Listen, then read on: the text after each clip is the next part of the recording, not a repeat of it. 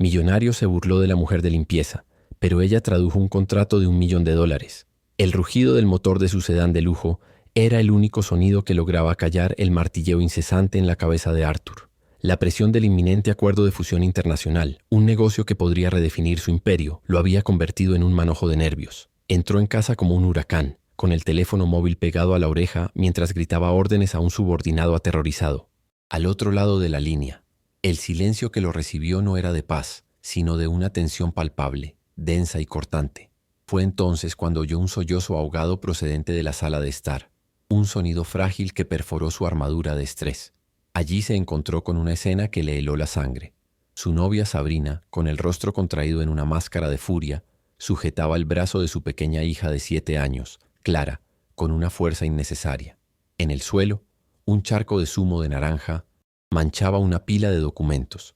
Protegiéndola como una leona estaba Lourdes, la empleada, con los ojos ardiendo de una furia justa, su cuerpo posicionado entre la agresora y la niña aterrorizada. «Hola, familia. Qué alegría tenerte aquí. Antes de sumergirnos en la historia de hoy, quería compartir algo muy especial con ustedes.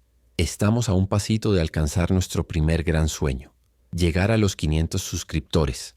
7 de cada 10 personas que se inspiran con nosotros aún no son parte de esta comunidad.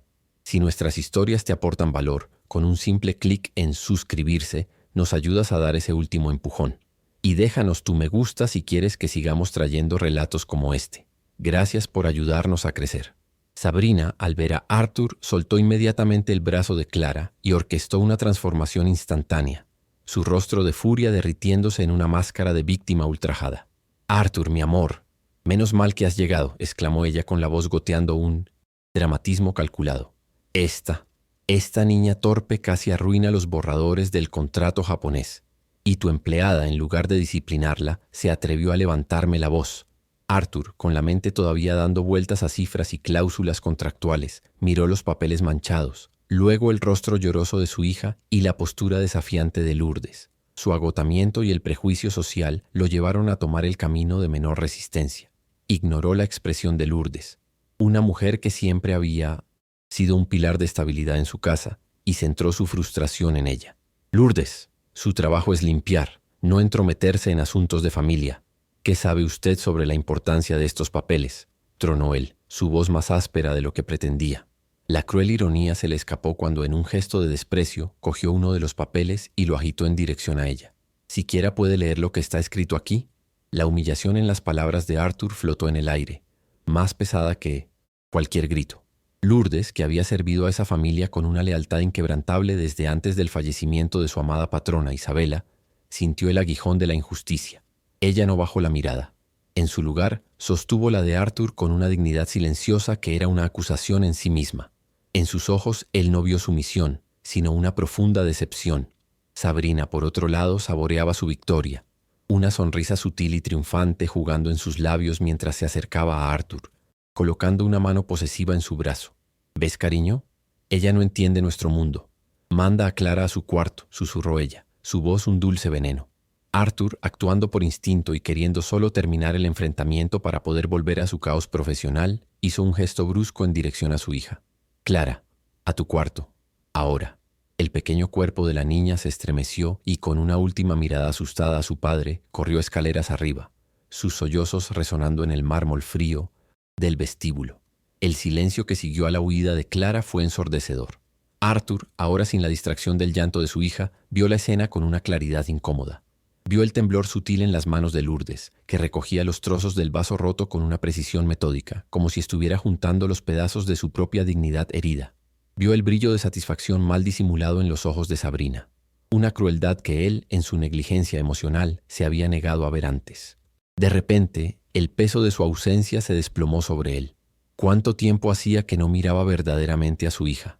¿Cuánto tiempo hacía que su casa, que debería ser un santuario, se había convertido en un escenario para una tiranía silenciosa que él permitía con su indiferencia? La imagen del miedo genuino en el rostro de Clara, un miedo dirigido no solo a Sabrina, sino también a él, su protector, se clavó en su pecho como un puñal de hielo.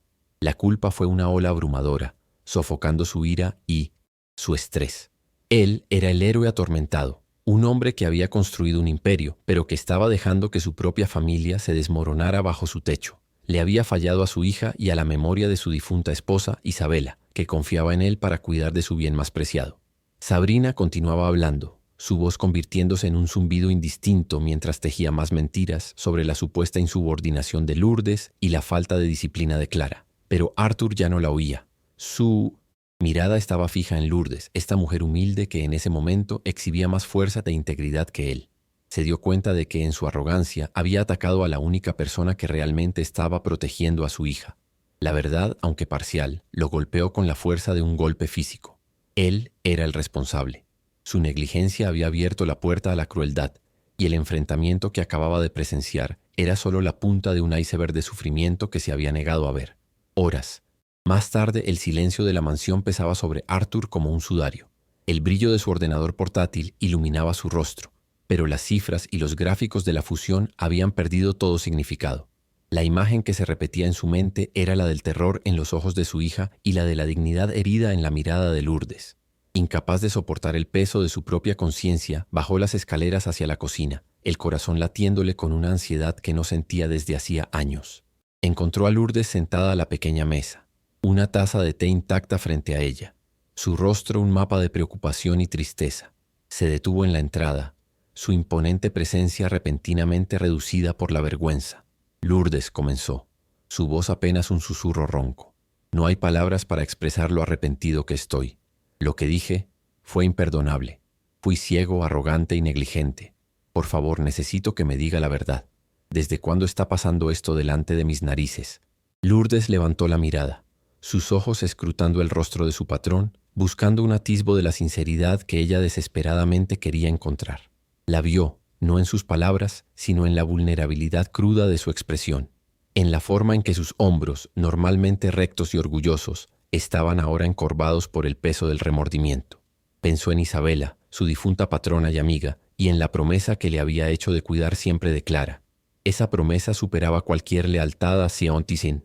Arthur, con un profundo suspiro que cargaba meses de angustia reprimida, comenzó a hablar. Su voz, habitualmente suave, era firme mientras describía un patrón de crueldad emocional sutil pero persistente. Habló de cómo Sabrina perdía los juguetes favoritos de Clara, de cómo criticaba sus dibujos con un sarcasmo disfrazado de broma, de cómo constantemente la hacía sentir como un estorbo, una molestia en su propio hogar. Describió la transformación de Clara, de una niña burbujeante y feliz a una sombra silenciosa y asustada que se escondía en su cuarto siempre que Sabrina estaba cerca. Cada palabra de Lourdes era un clavo en el ataúd de la ignorancia de Arthur. Detalló cómo la crueldad de Sabrina era calculada y estratégica, manifestándose solo en su ausencia, lo que lo hacía todo aún más perverso. El incidente con el sumo, explicó, no había sido un accidente. Sabrina había colocado deliberadamente los documentos importantes que ella misma había traído a la sala, cerca del área de juego de Clara. Luego, había provocado a la niña, negándole un tentempié e irritándola hasta que en su frustración infantil inevitablemente tropezara. Fue una trampa perfectamente ejecutada, diseñada para pintarlo a él, Arthur, como el salvador de una situación creada por la propia Sabrina, reforzando la narrativa de que Clara era una niña difícil y que ella era la novia paciente y sufridora. Arthur sintió un nudo en el estómago. Había caído en la trampa, desempeñando el papel que le habían asignado sin cuestionar, y su víctima había sido su propia hija inocente. Lourdes continuó, su voz ganando fuerza con la urgencia de su misión. No solo estaba denunciando una injusticia, estaba intentando despertar a un padre dormido. Relató conversaciones que había oído por casualidad, fragmentos de llamadas telefónicas en las que Sabrina se jactaba ante sus amigas sobre cómo estaba entrenando a Arthur, moldeando sus percepciones sobre su propia hija y asegurando su lugar como la futura señora de la casa. Cada revelación era más condenatoria que la anterior, pintando un retrato de una mujer calculadora y desprovista de cualquier afecto genuino por él o por Clara. Era una usurpadora, no de riqueza, sino de amor y confianza, y él le había entregado las llaves de su reino y del corazón de su familia. La magnitud de su error de juicio era abrumadora. Había permitido que una víbora entrara en el nido, y ella había estado envenenando lentamente el alma de su hija mientras él estaba ocupado, construyendo un imperio que en ese momento parecía completamente vacío y sin valor. Al darse cuenta de que sus palabras por sí solas podrían no ser suficientes para romper completamente el hechizo de Sabrina, Lourdes supo que era hora de cumplir su promesa final a Isabela. «Hay algo más que el Señor necesita ver», dijo con solemnidad.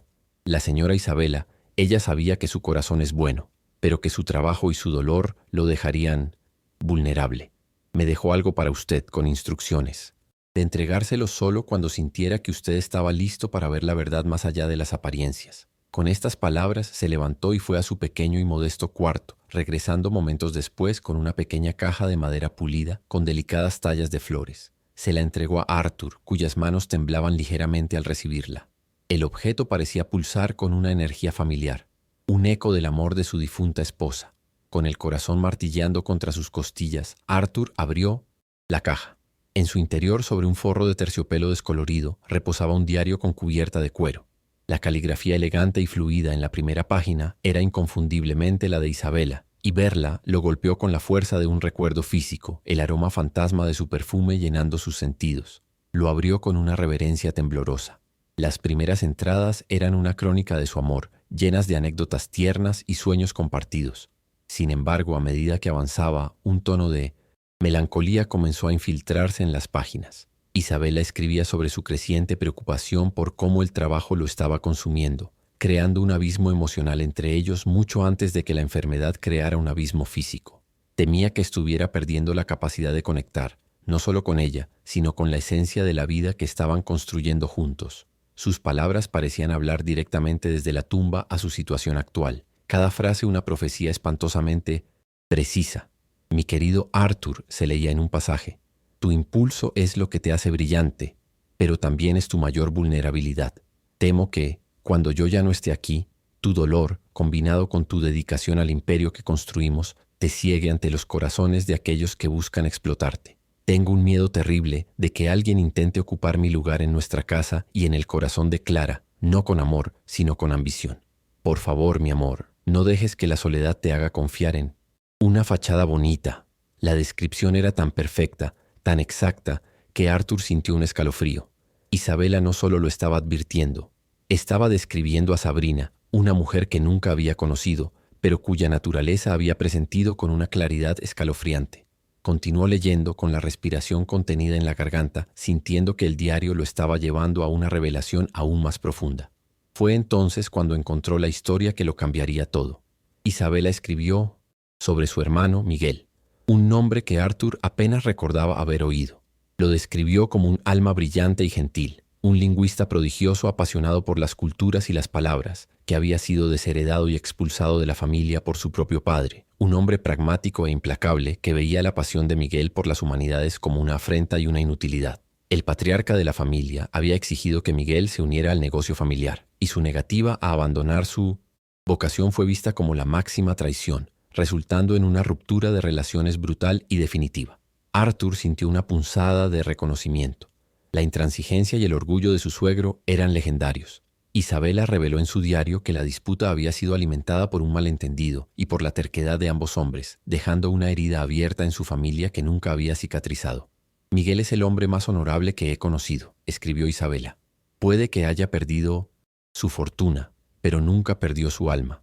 Él es la brújula moral de nuestra familia, el guardián de los valores que el dinero no puede comprar». Y entonces, al final de la página, su elegante caligrafía trazó una dirección en una pequeña ciudad costera. «Si alguna vez te sientes verdaderamente perdido, Arthur, si alguna vez necesitas recordar lo que realmente importa, encuéntralo. Él es la clave para curar las heridas del pasado y proteger nuestro futuro». La revelación cayó sobre Arthur con un peso monumental. La solución a la crisis en su casa no estaba solo en confrontar a Sabrina, sino en corregir una injusticia del pasado que él ni siquiera sabía que existía. La sabiduría de su esposa había trascendido el tiempo y la muerte, dejándole un mapa no solo para exponer una mentira, sino para reencontrar el alma perdida de su propia familia. El diario era más que una advertencia, era una llamada a la acción, una misión que conectaba su redención como padre con el redescubrimiento de un lazo familiar que había sido injustamente roto. El camino ante él estaba de repente claro, aunque aterrador. Tenía que encontrar a Miguel. Antes de descubrir qué hará Arthur con esta impactante verdad, cuéntanos desde qué ciudad y país estás viendo este video. Leemos todos los comentarios. A la mañana siguiente, la frágil paz que Arthur había encontrado en la lectura del diario fue destrozada por el tono estridente de su teléfono móvil. Era su director de operaciones, con la voz tensa de pánico. Los socios japoneses, impacientes con los retrasos, habían enviado una contrapropuesta final, un ultimátum. El documento era un laberinto de kanjis y terminología jurídica arcaica, redactado en un estilo formal tan complejo que su equipo de traductores de élite estaba paralizado. Advirtieron que una traducción literal sería suicida. El texto estaba impregnado de matices culturales y honoríficos que podrían alterar drásticamente el significado de cada cláusula. El imperio de Arthur, el trabajo de cientos, toda una vida, estaba a un paso del colapso, con un plazo de 48 horas pendiendo como una guillotina. El estrés amenazó con engullirlo de nuevo, arrastrándolo de vuelta al abismo del CEO implacable que era. Sabrina, detectando su angustia con su instinto de depredadora, vio una oportunidad. Se acercó a él, deslizando los brazos alrededor de su cuello con una intimidad forzada. Su perfume caro de repente le pareció empalagoso. «Mi amor, trabajas demasiado», ronroneó ella, intentando parecer solidaria. «Quizás deberíamos simplificar las cosas en casa para que puedas concentrarte. Pensé que tal vez sería un buen momento para matricular a Clara en un internado. Un lugar de prestigio, por supuesto. Le daría a ella una estructura que yo desafortunadamente no puedo darle, y a ti te daría la paz que necesitas para salvar nuestro futuro». La sugerencia tan insensible y calculadora fue el catalizador final.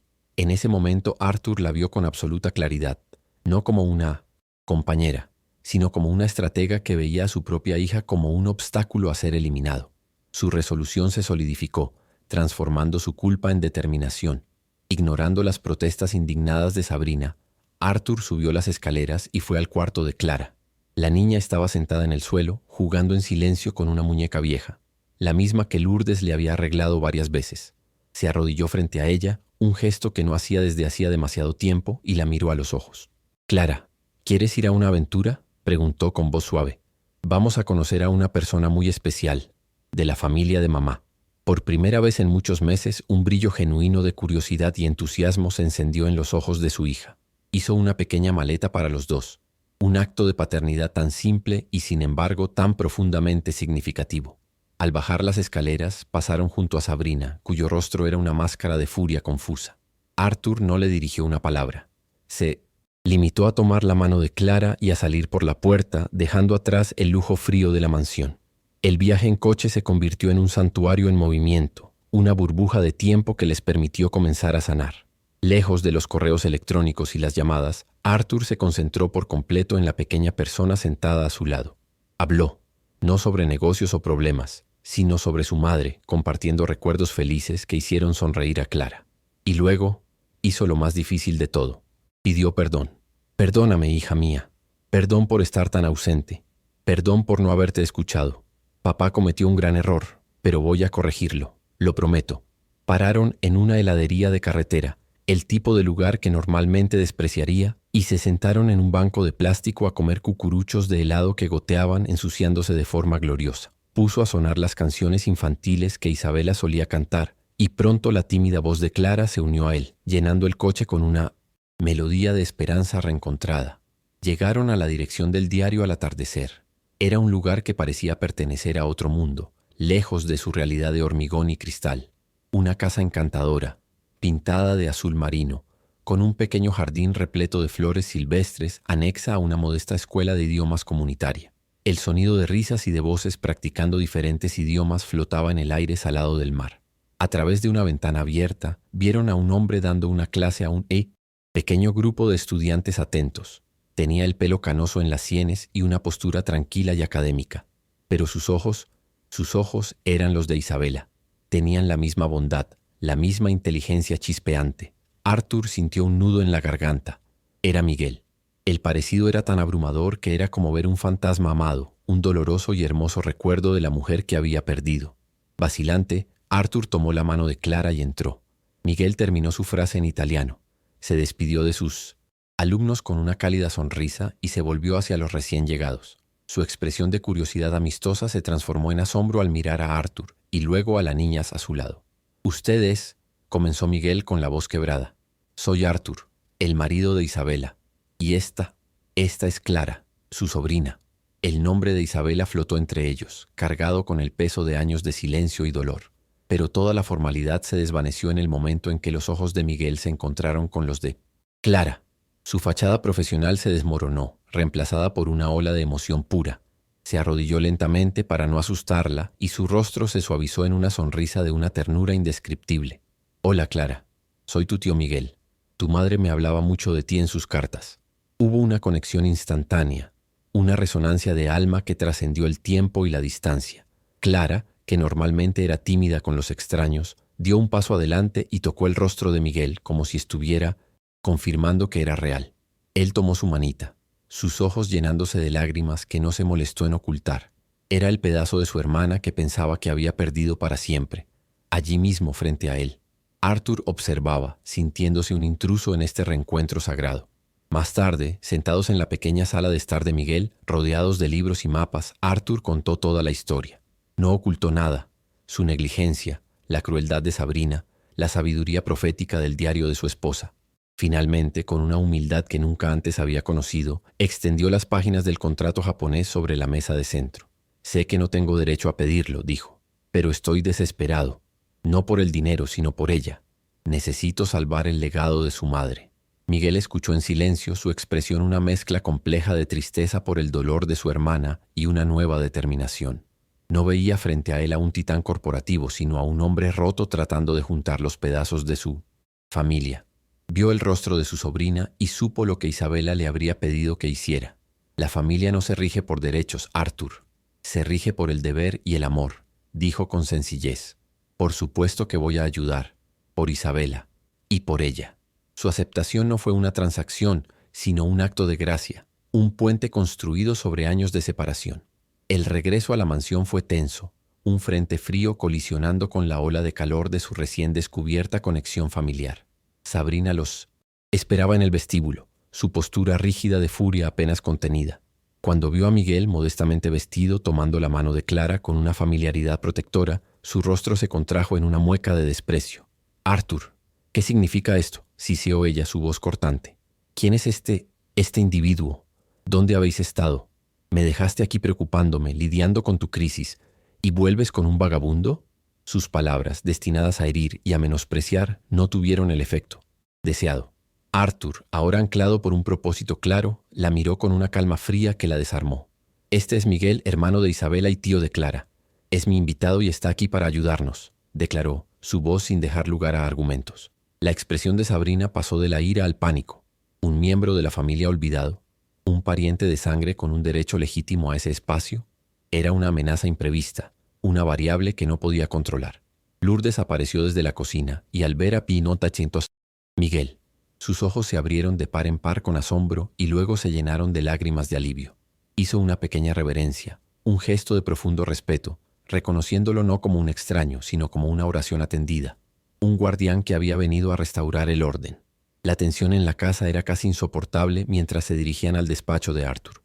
Sabrina los seguía, incapaz de contenerse, lanzando comentarios mordaces sobre la apariencia de Miguel y cuestionando sus cualificaciones. ¿De verdad vas a confiar el futuro de $1.000 millones a un profesor de pueblo? Te has vuelto completamente loco, Arthur. Tu equipo de expertos no pudo, pero ¿crees que este pariente pobre lo logrará?, se burló. Arthur la ignoró, cerrando la puerta del despacho en su cara.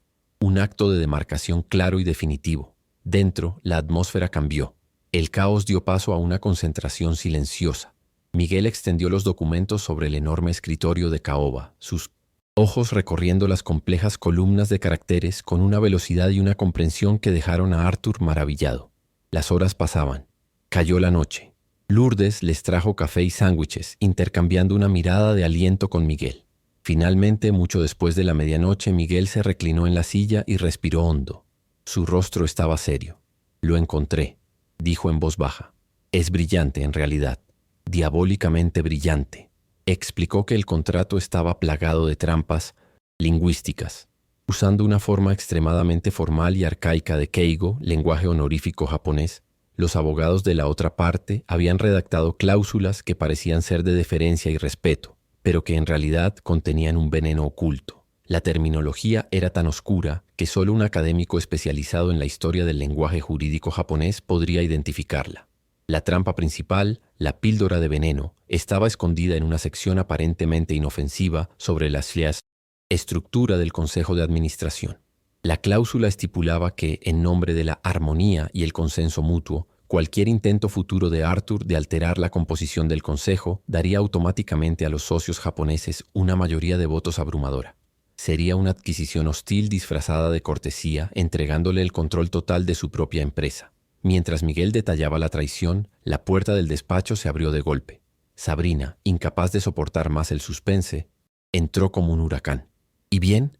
¿El genio de la lámpara ya ha descifrado tu pequeño problema?, preguntó con un sarcasmo cortante. Su arrogancia se desvaneció cuando escuchó las últimas palabras de Miguel sobre la cláusula de control. El pánico brilló en sus ojos, su compostura haciéndose añicos como el cristal. «Eso es imposible. Dijeron que era indetectable», gritó con la voz chillona. La confesión involuntaria flotó en el aire, irrefutable y condenatoria. Al darse cuenta de su error, fatal, se desató, su ira y su miedo desbordándose en un monólogo de villana feo y revelador. «Sí, fui yo.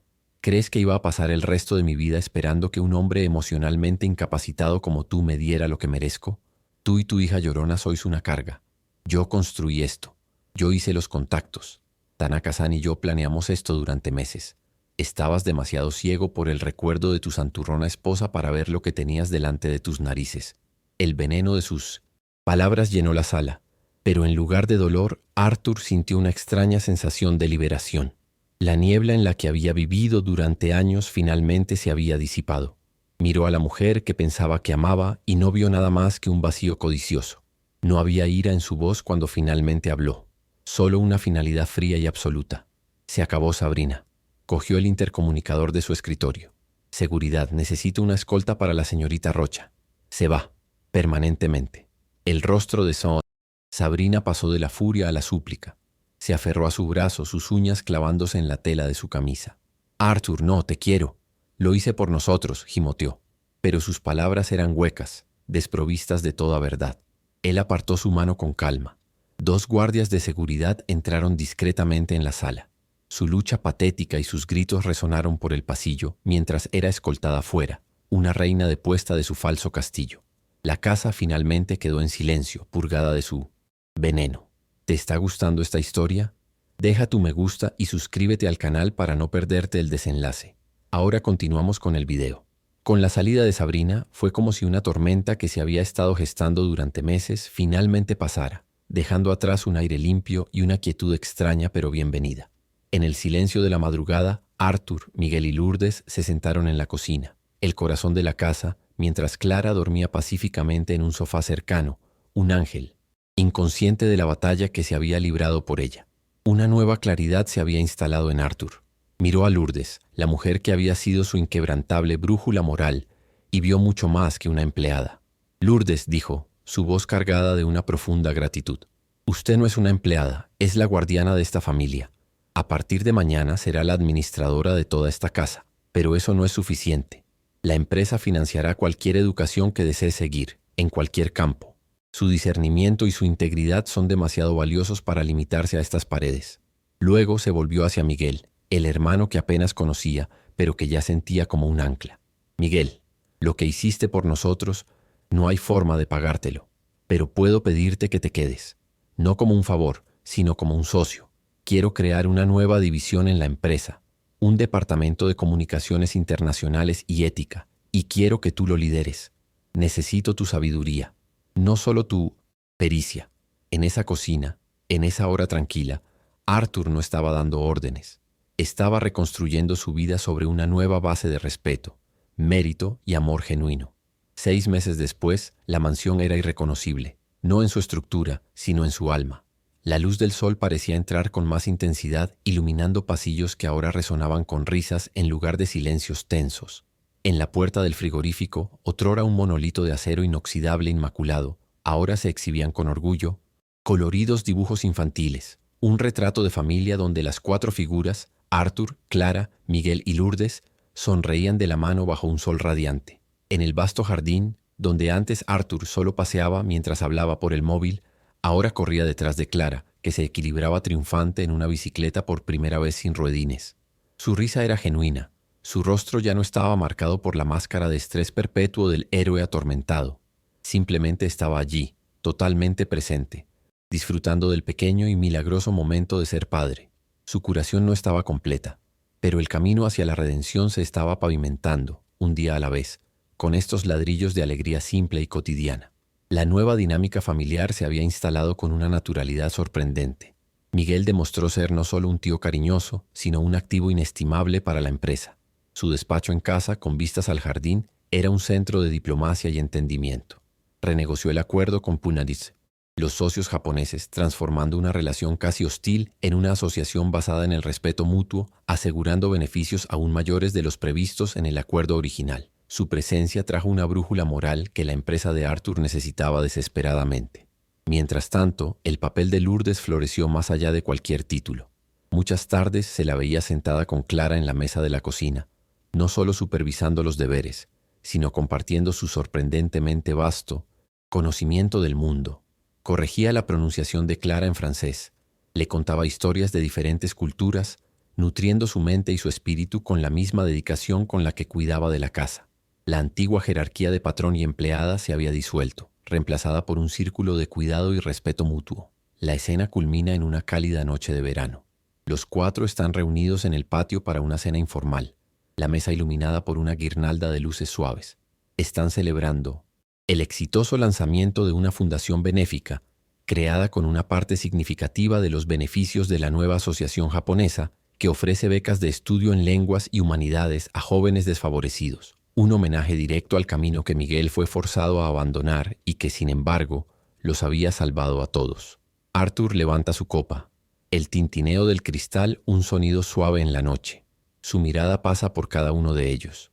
Su hija, radiante de felicidad. Su cuñado, su pilar de noche, integridad. Y Lourdes, su roca de lealtad. Solía hacer brindis por negocios, por beneficios, por el éxito, dice, su voz embargada por una emoción sincera. Hoy brindo por algo real. Brindo por la familia. La que heredamos, la que perdimos y, lo más importante, la que elegimos reconstruir. Gracias por mostrarme el camino de vuelta a casa. Narrador. Arthur aprendió, de la manera más difícil, que la verdadera riqueza no está encerrada en cajas fuertes o sellada en contratos de millones de dólares. Reside en la lealtad feroz de un buen corazón, en el coraje de sanar las injusticias del pasado y en la fuerza encontrada en los lazos familiares que, aunque puedan romperse, nunca pierden el poder de regenerarse. Se dio cuenta de que su mayor fusión no fue la de dos empresas, sino la de cuatro almas que juntas crearon algo mucho más valioso que cualquier imperio: un hogar. ¿Crees que es posible perdonar los errores del pasado para construir una familia mejor?